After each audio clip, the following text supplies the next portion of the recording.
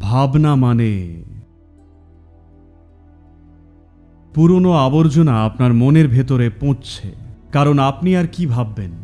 আপনার মাথায় থাকা অতীতের তথ্যগুলো নিয়েই শুধু ভাববেন, নানানভাবে ঘুরিয়ে ফিরিয়ে। দুর্ভাগ্যবশত এই দুনিয়া ক্রমাগত মানুষকে এটা বিশ্বাস করাতে চাইছে যে আপনার মনের ভেতরে যা চলছে সেটা খুব গুরুত্বপূর্ণ। আমি এটাই বোঝানোর চেষ্টা করছি, মনের ভেতরে যা চলছে সেটা আবর্জনা। না সদ্গুরু, আমি তো ভগবানকে নিয়ে ভাবছি, সেটাও আবর্জনাই।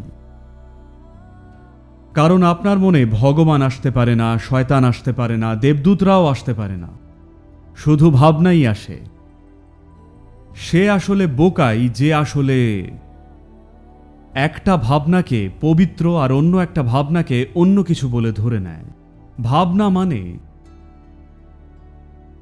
এমন কিছু যা বাস্তব নয়। এই মুহূর্তে টিকে থাকার জন্য আপনার ভাবার দরকার আছে এটা সেটা নিয়ে, কিন্তু কিছু খোঁজার জন্য আপনার ভাবার প্রয়োজন নেই। আত্মজ্ঞান লাভ করার জন্যও আপনার ভাবনার দরকার নেই। আপনার ওই আবর্জনা কত রকমভাবে নিজেকে প্রকাশ করছে, জীবনের কাছে তার কোনো মূল্যই নেই। হয়তো সামাজিকভাবে তার কিছু দাম থাকতে পারে। আমি যখন বিদেশের বিভিন্ন জায়গায় যাই, লোকজন বলেন উনি একজন থট লিডার।